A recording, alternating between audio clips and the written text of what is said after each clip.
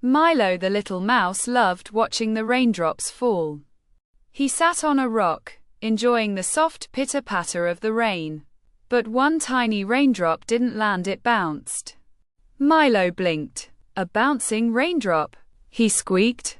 The tiny drop rolled across the grass like a marble. Milo scurried after it, paws skimming over wet leaves. The raindrop bounced over a mushroom, boing. Milo leaped after it but landed in a puddle instead.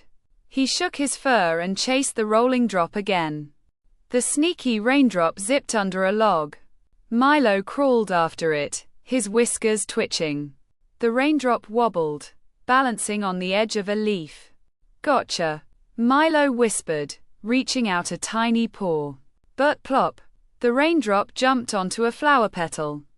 Milo giggled. "You're the trickiest raindrop ever." He followed as it danced across the garden. The raindrop spun in the air, twirling like a dancer. It jumped onto a vine, rolling like a tiny pearl.